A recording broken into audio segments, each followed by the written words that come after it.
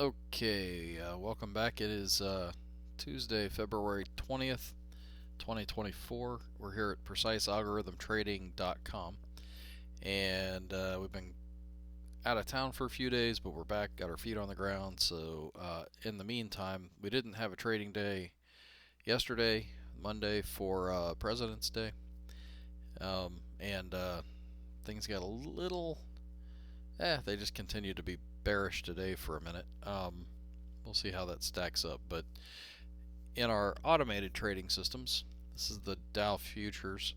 We're continuing to see new highs, which is great in our equity. So today's trades, that's how they shook out. And the Russell, we had some new highs recently, but we also had some pullback here today. We had two negative trades. And then the NASDAQ has been doing this little uh, alligator pattern, or whatever you want to call that, but it's a pullback as well in equity. So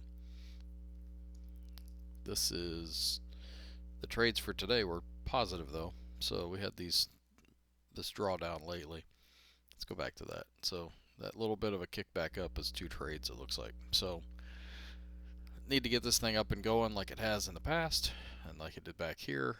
And this weekend, I almost promise I'll get that thing opened up to where I have more than a year's worth of data on there. But that just wasn't, I wasn't able to really pull that off when I was out of town. So let's go to Thinkorswim. And so now we're looking at the S&P 500 E-mini futures. So this is the 30-period moving average, the green line that went from red back here to green, and that is really marking what the I'll call it immediate trend is. That's the trend of the chart you're looking at, and when it's green like this, it's telling you it doesn't matter that you're in a pullback. The intermediate term has been up. So it couldn't be green if that wasn't the case. And once you start getting it to be the other direction, you can see it like can chop back and forth where it goes green to red to green. But then once it really picks a direction, it starts to go. And it's picked this direction for a while, which is up.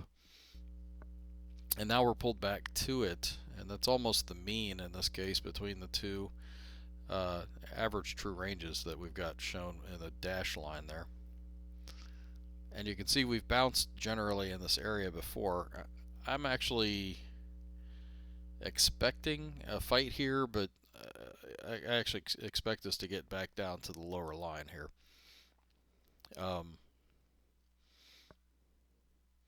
However, over here off the hourly chart, you can see we've already gone from the upper, that dash line, which is two average true ranges, down to the lower one, and we've gone a little bit beyond that, and now we've come back in. So I could see us coming back up and either testing the midline or the upper line before we go down. So because if you notice, that's what this thing does. It goes from one extreme to the next, pulls back sometimes to the middle, and then goes back. It didn't even make it to the middle on this one, came all the way up, and then went to the other extreme, and then came all the way back to the other extreme. And that's what we've done here recently, is come back down. So we're not really trying to pick direction by making these trades. I'm just trying to tell you this is what's, you trade what you see and not what you think. So you could literally go in and place a trade on SPX, or SPY would be a trading instrument, to go from the lower Bollinger Band to the upper one, and you could set a stop right here. And that would be a legitimate trade, but not, I mean, you're really risking more probably, I'd have to do the math, to go from here to your stop than from here to your target than 1-to-1. And you really want a 1-to-1 risk reward ratio or better. So and this trend has been going on for a while, so that's part of the reason I'm expecting more of a pullback, just for the market to take a breath, establish basically enough bearishness that it decides to rip back the other way and go bullish again. Because markets have to go generally in the direction of it needs the supply demand to be out of balance in order to go in the direction of the out of balance. So, anyways, that's what the market looks like it's doing. It's chopping back and forth between these, especially on the hourly chart, between these two extremes.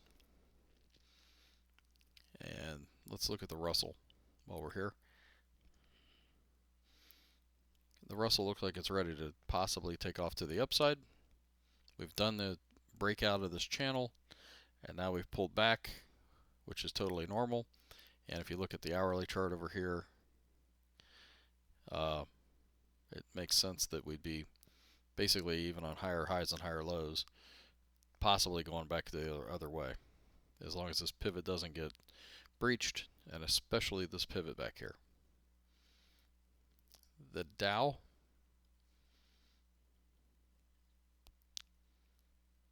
could follow that same pattern. It actually isn't giving me anything else really to go off of here. The NASDAQ, I think we've got NVIDIA coming out with earnings. It's either after market today or after market tomorrow. We'll take a look at that real quick. That's going to be a market mover. And we've gone from one extreme to the next here on the hourly chart with NASDAQ as well.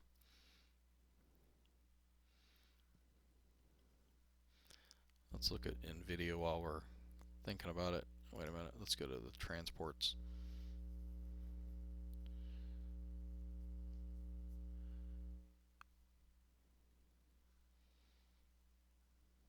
Same story with the transports. Everything really eventually looks like it's going to break back out to the upside just because that's where it came from. And we're going to be wanting to hit those recent highs. Probably. I'd like to see the... Let's go to the IYT.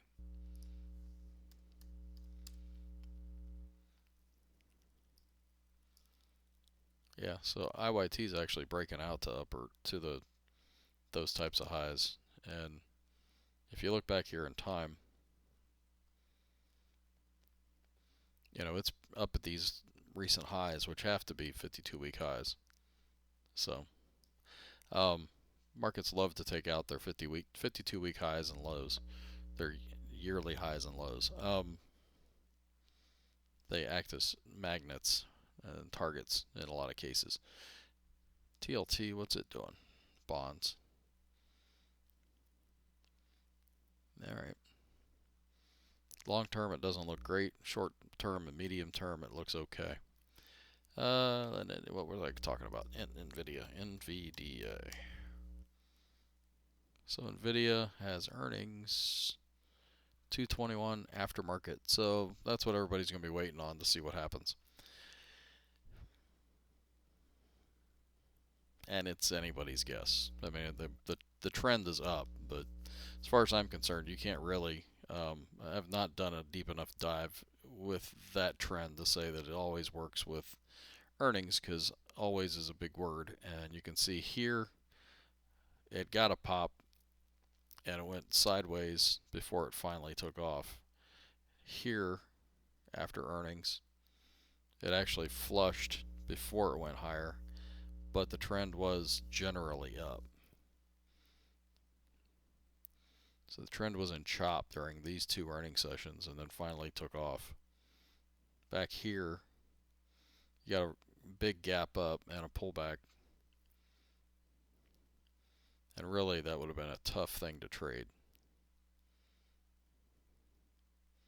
And back here, you could have traded that and held through earnings, but that still would have been really tough, just with all the back and forth. Really prefer to have a nice, simple trade that takes off like this, that's not through earnings, comes all the way up here. Take your profit, get out, and get on to your next trade. So, anyways, that's probably good enough. Look at the overall markets. What did oil do today? Down 1.35% on the day, but the trend is up. It's just doing its standard back and forth just to drive you nuts. Long term and intermediate term is up. Short term is down. So, and what's this one look like? I'm tracking this up to the top of this just to see if we get there. Really for the sake of these videos, because these targets tend to get hit. And when I get that target, I might just take my profit and move on too. Although I might take it from part of it and just hold on to the rest until we get a full-fledged sell signal. All right, gold, GLD, I think through signals today. Yep, I was seeing it in my scans.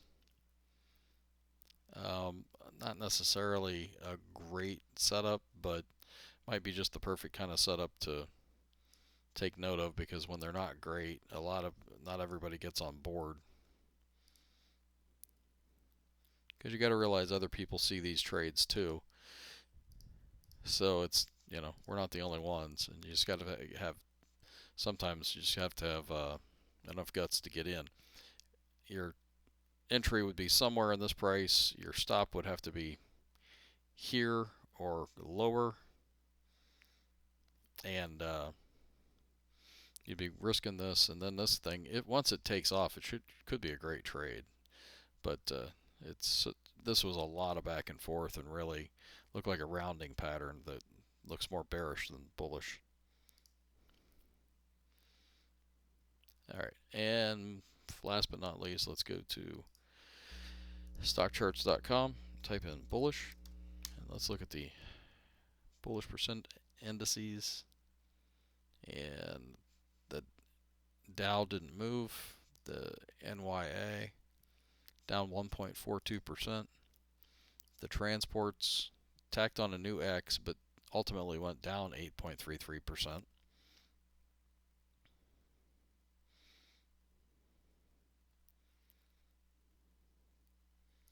A lot of volatility there. The NASDAQ went down 1.77%. The S&P 500 down 3.88%. The S&P 100 down 4.69%. And the the NASDAQ 100 tacked on 3 new O's to the downside, down 12.68%. So, a lot of your FANG stocks are actually on a pretty decent pullback right now. So, oh yeah, and the VIX. So the VIX, this is we picked up on this the other day, that it's been spiking up against the upper Bollinger Band. The Bollinger Bands have been pretty much sideways, and now you can see they're opening up to the upside, well, and the downside for that matter. But they get to doing this, moving higher. I think that's what we're going to see over here. Get the VIX going back up here into at least this range. Hopefully not this, because I think the market would be pretty unhappy if we get there. I could see some pullbacks into these zones over here.